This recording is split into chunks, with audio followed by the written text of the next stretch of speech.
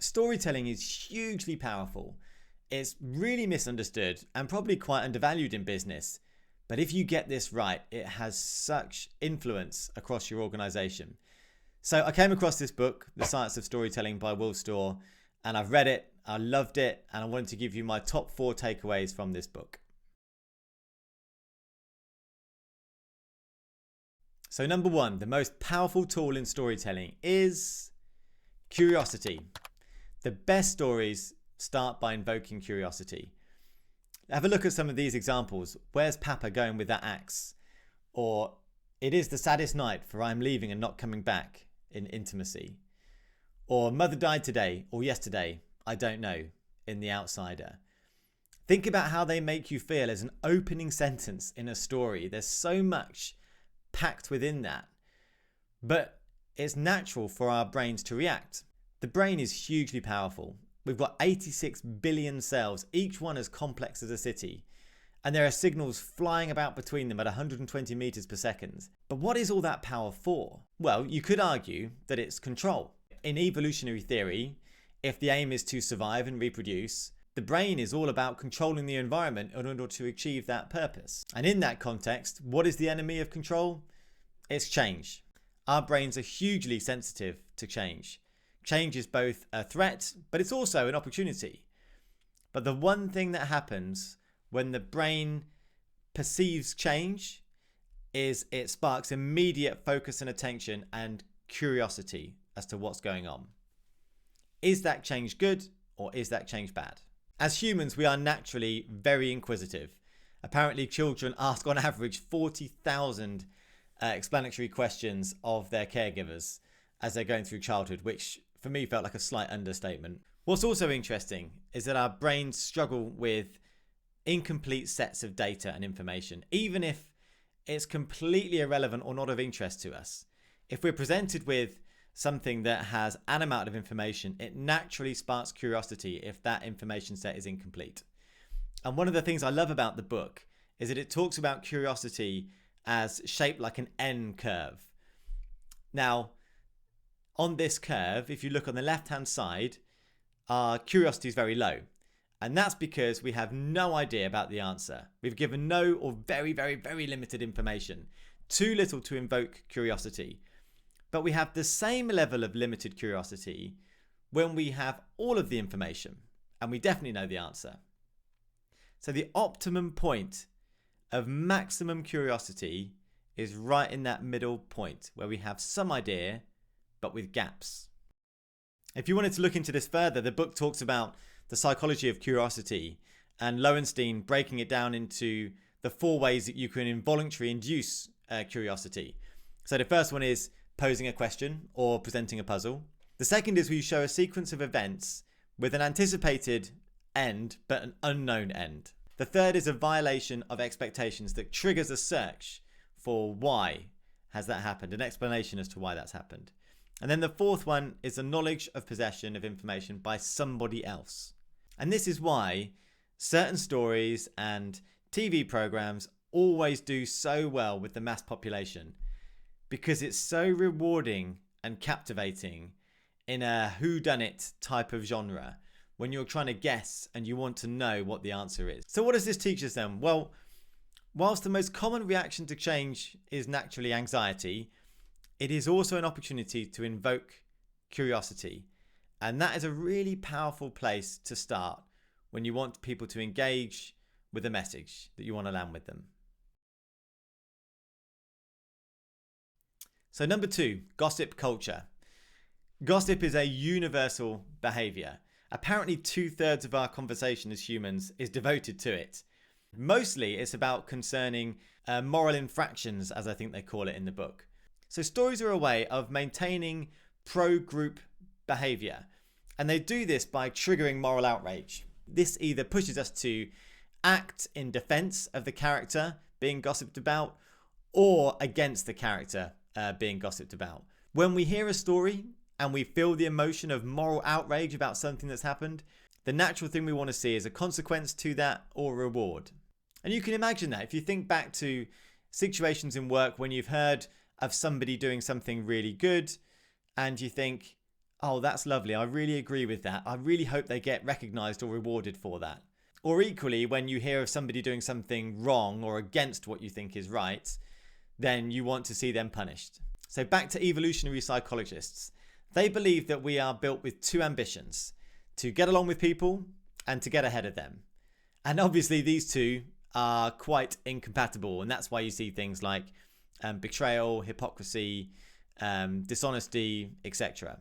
But what this leads us to is that humans are obsessed with status. And I've seen this in behavioral science as well. There's something called the Easterlin paradox, which explores why if everybody gets an increase in money or wealth, why don't we feel any happier? It's because all of us have had the same benefit, and we are naturally comparative animals as humans.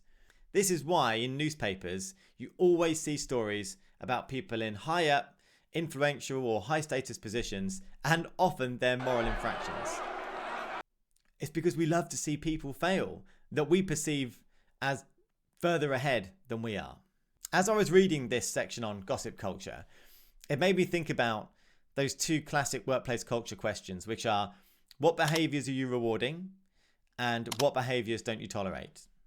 If you aren't intentional about those two questions and have a good strategy, then you're probably brushing it under the carpet, but your people aren't. This stuff is really powerful.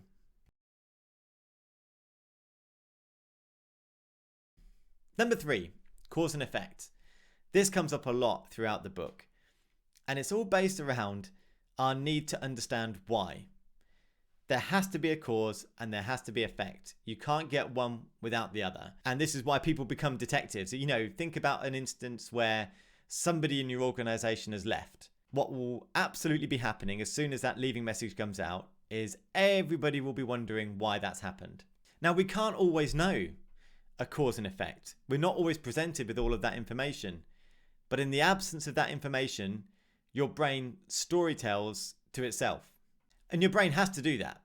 In order to cope in the world around us, the brain has to simplify it. Our brains process 11 million bits of information per second, but our conscious mind, what we pay attention to, can only cope with about 120 bits per second. So to help us feel in control, our brain storytells and simplifies. There was a fascinating bit of research done around patients with epilepsy, and the way that this was treated, or one of the ways this was treated at the time, was to sever the connections between the left and the right hemisphere of the brain. Now, it's quite complicated, but as simply as I can explain, the left-hand side of the brain controls the right-hand side of the body, right-hand side of the brain controls the left-hand side of the body.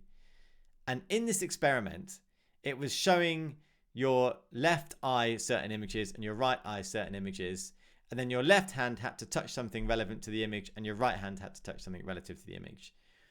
What it relied on was the left-hand side of the brain telling the right-hand side of the body what to do, and vice versa. But because those two parts of the brain weren't connected, what happened was their hands would naturally touch the right symbols in relation to the images that it saw. But when the patients were asked why they'd touched them, they completely made up a story. And that showed that the brain, in the absence of information, will storytell. One thing the brain really struggles with is complete random. It has to have order. It likes cause. It likes effects. It likes an order. Even Spotify had this problem. Apparently, when it released the shuffle feature that was completely random, they had loads of complaints from people perceiving patterns that weren't there and saying that certain songs were always coming on or certain orders of songs were always coming on. So Spotify had to manipulate the shuffle feature so it wasn't completely random in order for us to be able to cope with it. What this tells us is that as humans, we absolutely need to understand why. If someone's left the company, people will want to know why. If you're doing a restructure, people will want to know why it's happening. If you're making a change, why are we changing? You have to satisfy that need for cause and effect. So number 4, the brain builds beliefs and habits. A key chapter in this book is called The Flawed Self. And in a storytelling context, this is basically about the main protagonist in the story. The idea here is that everybody is flawed. And so in your book, in the story that you're reading, your main character has to be flawed. And then often the story is about them understanding themselves and understanding what those flaws are. Our flaws are perfectly natural, and they're all part of growing up and becoming who we are as humans. A big influence on our habits and beliefs happens through adolescence. In adolescence, our brain is in a heightened state of plasticity, and that reduces as we get older. And what that means is we're picking up learned behaviors and beliefs all through that period of adolescence, whether we're going through school, from our parents, etc. And they're like big fat layers, if you like. Imagine they're kind of like these big layers that kind of go on top of each other, and they kind of form who we are. And when we're in a situation at any point in life and we're thinking, how do I react to this situation? What we're doing is we're drawing down into those layers and think, oh yeah, I remember that experience when I was younger, and this has happened to me several times, and so this is how I'm going to react. This is my belief in this situation. As we go into later life, we're still putting down layers because new things are happening to us all the time, but those layers are much, much thinner because our brain isn't in that state of plasticity that it was when we were younger.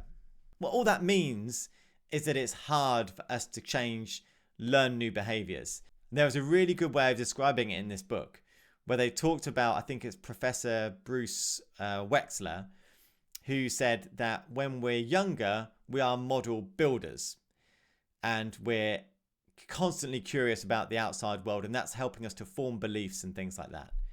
As we get older, we become model defenders. We've got our model now. We're not curious about building that. We've got it. We understand it. But then if anybody questions that model, we defend it. If you've ever done any training on unconscious bias, a lot of it comes from this idea, this concept.